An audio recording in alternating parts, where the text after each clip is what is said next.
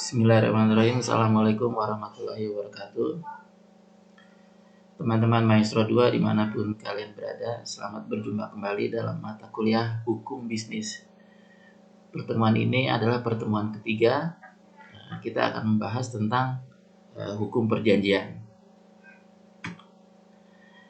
Nah, kita awali dengan pengertian dan pengaturan perjanjian. Jadi yang disebut sebagai perjanjian menurut KUHP pasal 1313. Suatu perjanjian adalah suatu perbuatan dengan mana satu orang atau lebih mengikatkan dirinya terhadap satu orang lain atau lebih. Jadi yang disebut sebagai perjanjian itu suatu perbuatan, kemudian ada satu pihak dengan pihak lainnya sama-sama mengikatkan dirinya. Nah, kalau dilihat dari kajian hukum oleh para ahli, maka yang namanya perjanjian ini harus memenuhi beberapa unsur. Yang pertama, adanya dua pihak atau lebih. Jadi yang namanya perjanjian itu bisa dua pihak, bisa lebih dari dua pihak gitu ya. Kemudian ada kata sepakat di antara para pihak. Jadi pihak-pihak yang membuat perjanjian harus membuat kata sepakat. Kemudian yang ketiga, adanya akibat hukum yang ditimbulkan berupa hak dan kewajiban. Jadi masing-masing pihak yang membuat perjanjian nanti akan memiliki hak dan memiliki kewajiban yang berbeda gitu ya. Nah, kalau kita lihat sifat hukum perjanjian sendiri ini ada tiga. Yang pertama terbuka, kemudian yang kedua konsensual, dan yang ketiga obligatory. Maksudnya terbuka adalah setiap orang boleh mengadakan perjanjian mengenai apa saja. Yang penting tidak melanggar undang-undang, tidak melanggar ketertiban umum, dan tidak melanggar kesusilaan. Jadi terserah, bebas mau bikin perjanjian apa aja boleh. Perjanjian jual beli, perjanjian hutang piutang, perjanjian sewa menyewa gitu ya. Selama tidak melanggar undang-undang, tidak melanggar ketertiban umum, dan tidak melanggar kesusilaan. Yang kedua adalah konsensual. Maksudnya konsensual di sini perjanjian terjadi sejak saat ada kata sepakat di antara para pihak. Jadi kalau masing-masing pihak belum ada kata sepakat, perjanjian belum berlaku gitu ya, belum bisa dibuat gitu, belum bisa dianggap sah gitu ya.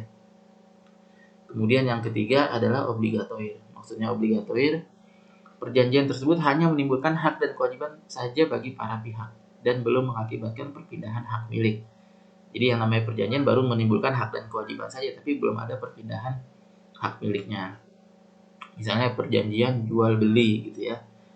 Satu pihak pengen beli rumah, yang satu pihak pengen jual rumah. Jadi mereka bikin perjanjian. Pada saat bikin perjanjian baru hanya ada kata sepakat dan hak dan kewajibannya saja gitu ya. Rumahnya belum dijual gitu ya, dan yang mau membeli rumah juga belum bayar gitu ya. Jadi baru ada hak dan kewajiban masing-masing pihak yang membuat perjanjian. Kemudian asas-asas hukum perjanjian. Asas yang pertama adalah konsensualisme. Nah, para pihak yang bersangkutan telah mencapai suatu persesuaian kehendak. Artinya pihak-pihak yang membuat perjanjian punya kehendak yang sama gitu ya untuk membuat perjanjian. Apa yang dikehendaki oleh pihak yang satu dikehendaki pula oleh pihak yang lain meskipun secara timbal balik. Tadi misalnya perjanjian jual beli rumah, yang satu pengen beli rumah, yang satu pengen jual rumah. Jadi punya kepentingan yang sama gitu ya. Nah, hanya saja kewajibannya timbal balik, yang satu harus bayar rumahnya, yang satu harus melepas rumahnya. Kemudian yang ketiga, konsensualisme ini bisa dilihat di pasal 1320 butir 1 Jo pasal 1338 ayat 1 KUH Perdata, yang bunyinya semua perjanjian yang dibuat secara sah berlaku sebagai undang-undang bagi mereka yang membuatnya. Kemudian asas kedua adalah kebebasan berkontrak. Maksudnya asas ini berkaitan erat dengan isi, bentuk, dan jenis dari perjanjian yang dibuat. Jadi setiap orang bebas untuk mengadakan atau tidak mengadakan perjanjian. Mau bikin perjanjian kayak mau nggak bikin perjanjian, terserah gitu ya, bebas.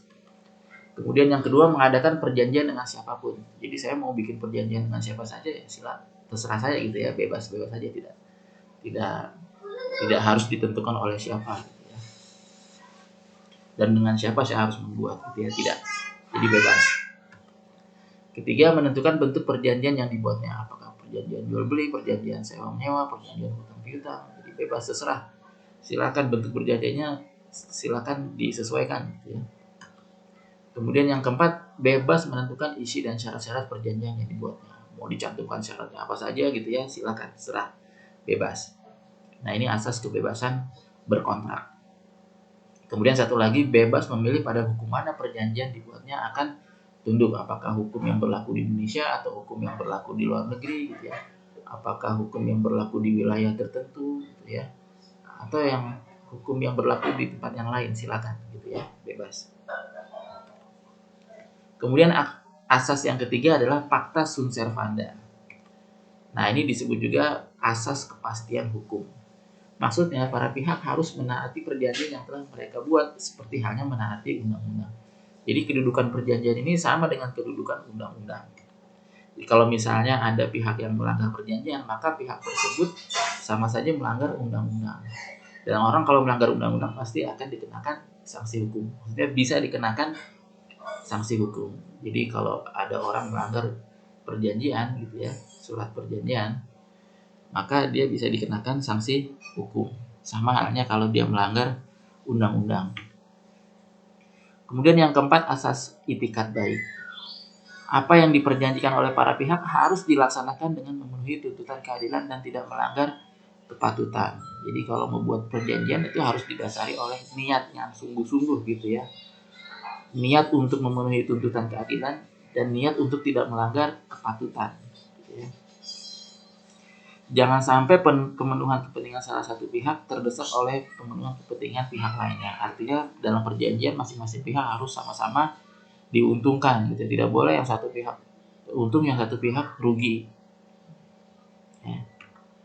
Nah, itikat baik ini punya dua arti. Yang pertama arti subjektif, yang kedua arti objektif.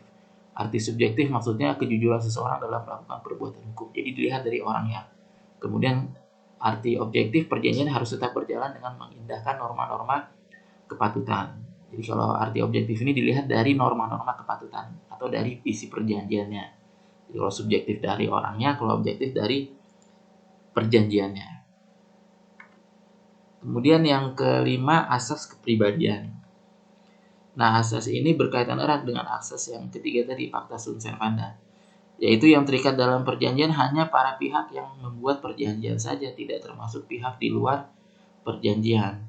Artinya pribadi-pribadi yang membuat perjanjian, pribadi-pribadi yang terikat dalam perjanjian tersebut itu hanya mereka saja gitu ya. Orang lain yang tidak ada di hubungannya dengan perjanjian maka tidak ada kaitannya. Nah, ini diatur dalam KUH Perdata pasal 1340 ayat 2. Suatu perjanjian tidak membawa rugi kepada pihak-pihak ketiga. Jadi misalnya ada dua pihak membuat perjanjian hutang piutang. Yang berhutang ternyata tidak bisa membayar gitu ya. Maka yang dikenakan sanksi hanya yang berhutang saja. Tidak perlu keluarganya, temannya, sahabatnya, relasinya, semua diteror gitu ya. Diteror atau dikenakan sanksi. Karena nggak ada hubungannya tuh, karena yang membuat perjanjian kan hanya yang berhutang dengan yang memberikan utangan gitu ya. Jadi kalau yang berhutang tidak bisa bayar, cukup dia saja yang dikenakan sanksi gitu ya, atau dia saja yang dirugikan gitu ya. Tidak perlu dibawa-bawa keluarganya, saudaranya, temannya gitu ya. Nah, ini sering terjadi di masyarakat, hanya saja kita tidak paham bahwa itu ternyata melanggar undang-undang ya, karena di KUH Perdata pasal 1340 ayat 2 sudah ada ketentuannya. Kita lihat syarat sah perjanjian. Jadi yang namanya perjanjian ini harus sah. Nah, supaya sah maka harus memenuhi persyaratan ya. Dalam pasal 1320 KUH Perdata, perjanjian harus memenuhi 4 syarat. Yang pertama, sepakat mereka yang mengikatkan dirinya. Artinya harus ada kata sepakat kedua belah pihak. Kalau yang salah satu tidak sepakat ya tidak bisa sah perjanjiannya ya.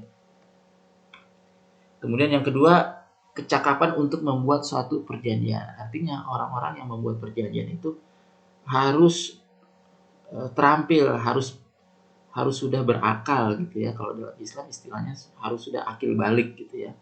Karena sudah bisa dikenakan hukum, sudah bisa dikatakan sebagai subjek hukum gitu ya. Atau sudah bisa dianggap bisa melakukan perbuatan hukum. Karena ada juga orang-orang yang belum bisa dianggap bisa melakukan perbuatan hukum, misalnya anak kecil gitu ya. atau orang tua yang sudah pikun, nah itu tidak bisa, atau orang orang yang tidak waras gitu ya, atau orang yang gila gitu ya, nah itu tidak bisa. Jadi untuk membuat suatu perjanjian maka pihak-pihak tersebut harus punya kecakapan gitu ya. Yang ketiga, suatu hal tertentu ya, ada yang diperjanjikan gitu ya. Kemudian yang keempat, suatu sebab yang halal, dan yang diperjanjikan tersebut haruslah yang halal, yang baik.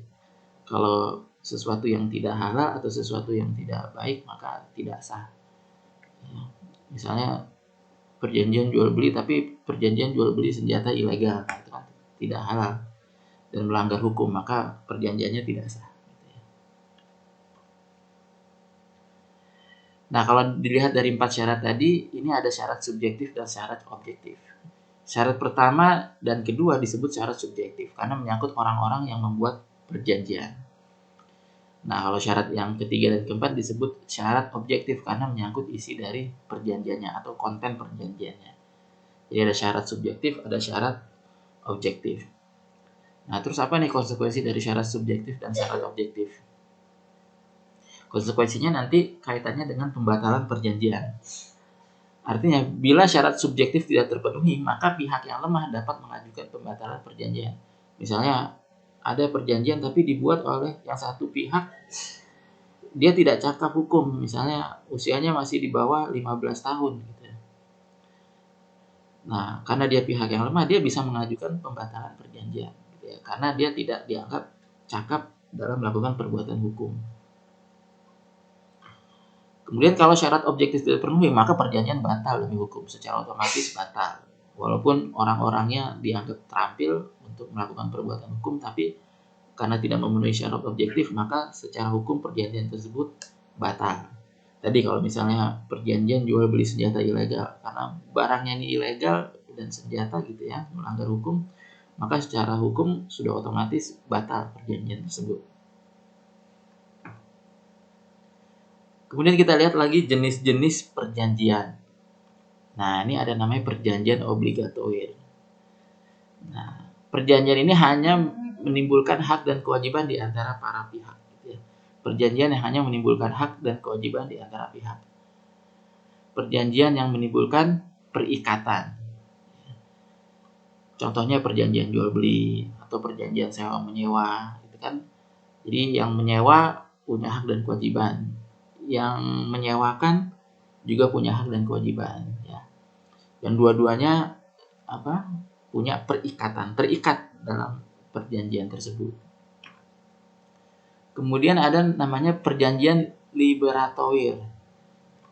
Perjanjian yang isinya bertujuan untuk membebaskan para pihak dari suatu kewajiban hukum tertentu gitu ya.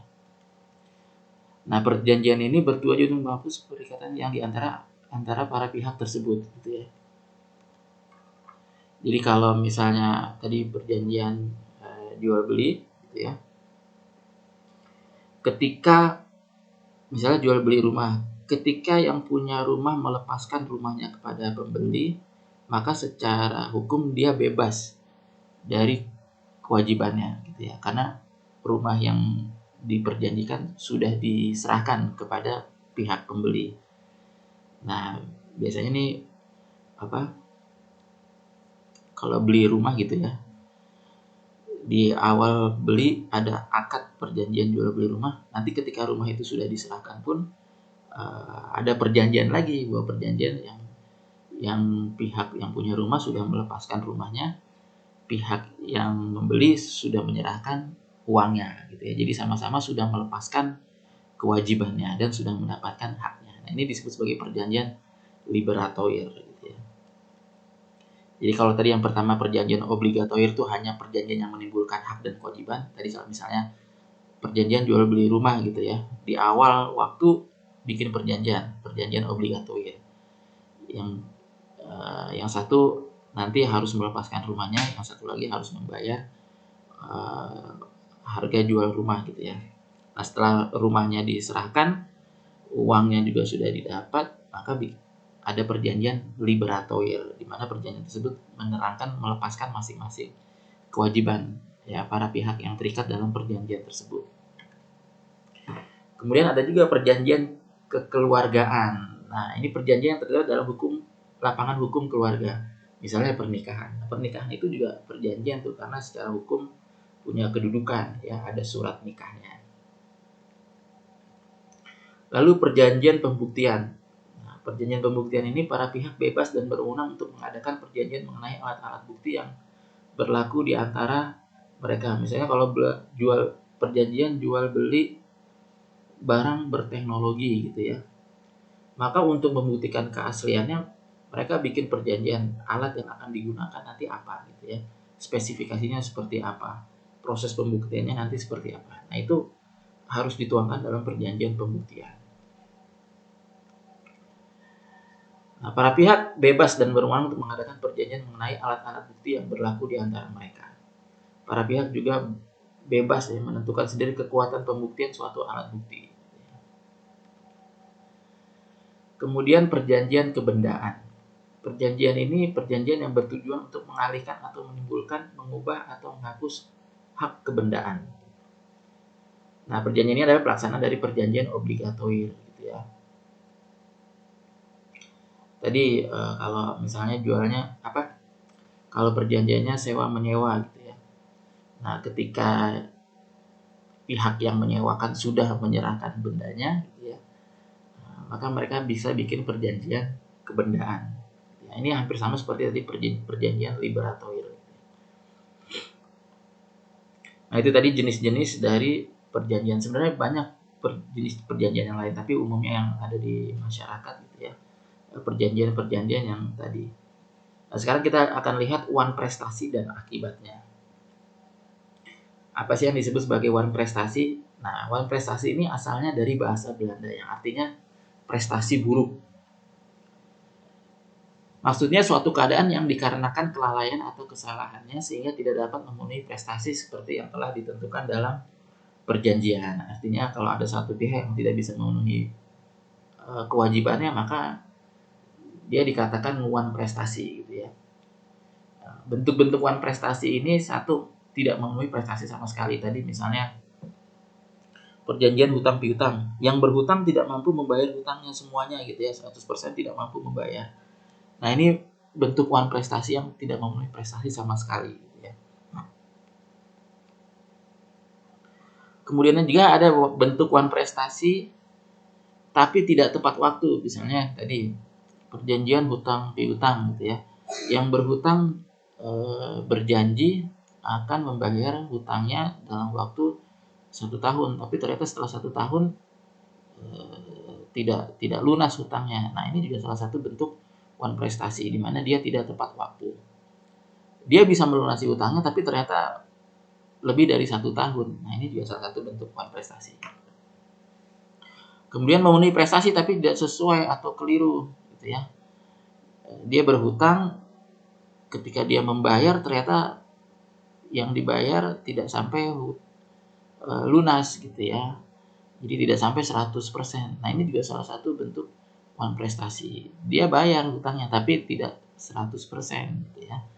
Masih ada yang kurang. Nah, ini juga salah satu bentuk wan prestasi. Apa konsekuensi dari wan prestasi tersebut? Yang pertama, yang wan prestasi ini harus pihak yang melakukan wan prestasi ini harus membayar kerugian yang diterima oleh pihak yang dirugikan. Yang punya uang kan rugi karena uangnya tidak kembali, maka dia harus ganti rugi. Gimana tuh caranya? Kemudian perjanjiannya batal, ya. Perjanjiannya batal. Lalu pengalihan risiko, artinya dia bisa mengalihkan risiko ke orang lain gitu. Jadi misalnya kalau misalnya tadi perjanjian hutang piutang, yang pihak yang memberikan hutang atau pihak yang berpiutang atau pihak yang punya uang, ini kan dia sebenarnya menanggung risiko uangnya tidak kembali. Nah, dia bisa mengalihkan risiko itu kepada pihak lain gitu ya, pihak ketiga, misalnya bank gitu ya. Artinya kalau pihak yang berhutang ini tidak mengembalikan uangnya kepada pihak yang berpiutang, maka bank akan menanggung risiko gitu ya. Jadi nanti urusannya sama bank aja gitu ya. Tapi si pihak yang berpiutang yang punya uang, uangnya tetap kembali, tapi dari bank gitu ya kembalinya, bukan dari pihak yang berhutang. Nah ini bisa ada pengalihan risiko. Biasanya kalau bank yang berurusan, ini repot. Kemudian membayar biaya perkara apabila sampai diperkarakan kepada hakim. Jadi kalau sampai kasusnya diberkas diajukan ke pengadilan, maka itu biayanya yang menanggung yang berwan prestasi gitu ya. Ada biayanya. Nah itu konsekuensi dari wan prestasi. Jadi ketika kita membuat perjanjian, pastikan benar kita bisa memenuhi kewajiban-kewajiban kita dalam perjanjian tersebut. Ya. Jangan sampai terjadi hal-hal seperti ini. Nah terakhir kita akan lihat hapusnya perjanjian. Jadi perjanjian ini akan terhapus kalau misalnya apa gitu ya. Nah hapusnya perjanjian dengan hapusnya perikatan ini beda. Hapusnya perjanjian harus dibedakan dengan hapusnya perikatan. Suatu perikatan dapat dihapus, sedangkan perjanjiannya yang bermaksud berhukum masih tetap ada gitu ya. Misalnya tadi perjanjian jual beli rumah, yang satu pihak terikat dengan kewajibannya untuk melepaskan rumahnya, kemudian pihak yang lain juga terikat untuk memberikan uang kepada pihak yang menjual rumahnya. Ketika pihak yang menjual rumah sudah menyerahkan rumahnya, maka perikatannya terhapus tuh. Artinya dia tidak punya lagi kewajiban untuk menyerahkan rumah karena rumahnya sudah diserahkan kepada pihak si pembeli gitu ya. Tapi perjanjiannya masih tetap ada, ya masih tetap ada. Hanya saja yang terhapus kewajibannya untuk menyerahkan rumah.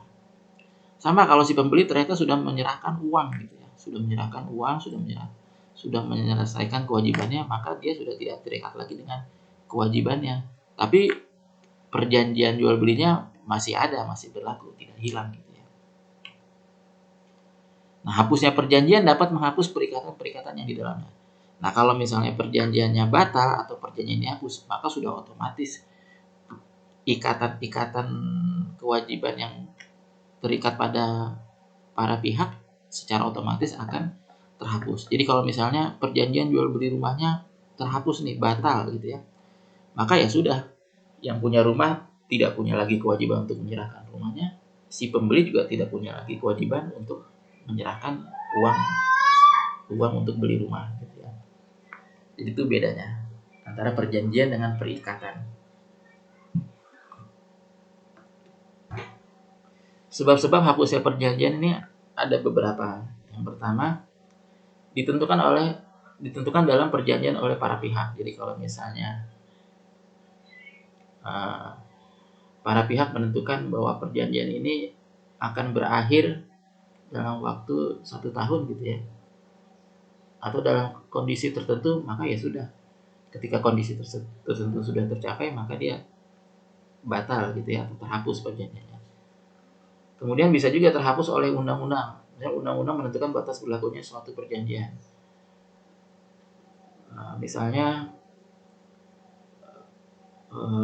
perjanjian sewa menyewa.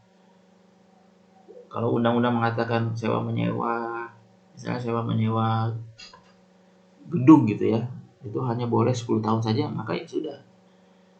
Setelah 10 tahun perjanjian tersebut akan terhapus gitu ya, menurut undang-undang ya.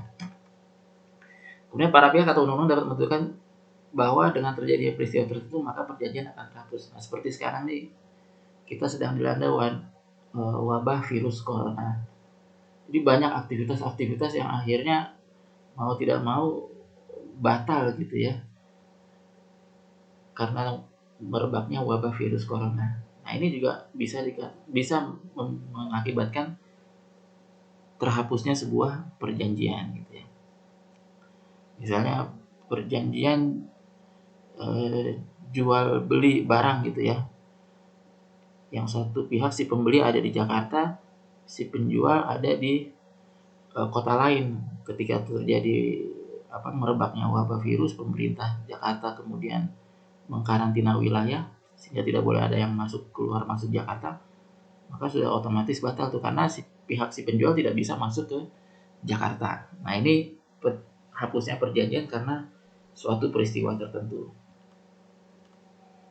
Kemudian pernyataan menghentikan perjanjian oleh kedua belah pihak atau salah satu pihak. Tadi misalnya kalau salah satu pihak dinilai kurang cakap dalam melakukan perbuatan hukum, lalu dia mengajukan pembatalan perjanjian, maka perjanjian bisa saja terhapus. Ya. Jadi salah satu pihak atau kedua belah pihak menyatakan, ya udahlah kita batalin aja perjanjian. Ya sudah, perjanjiannya terhapus. Kemudian juga bisa disebabkan oleh putusan hakim. Jadi ketika diperkarakan di pengadilan, hakim memutuskan bahwa perjanjian ini batal. Ya sudah, maka perjanjiannya terhapus. Tujuan sudah tercapai tadi kalau misalnya perjanjian hutang piutang, yang punya hutang sudah melunasi semua hutangnya, yang berpiutang sudah menerima semua uang yang dipinjamkan, maka ya sudah, perjanjiannya akan terhapus. Nah, kira-kira demikian materi kita yang ketiga mengenai hukum perjanjian. Terima kasih banyak atas perhatiannya. Bila ada hal-hal yang kurang jelas, nah nanti kita bisa diskusikan dalam forum diskusi di platform yang berbeda. Terima kasih banyak. Assalamualaikum warahmatullahi wabarakatuh.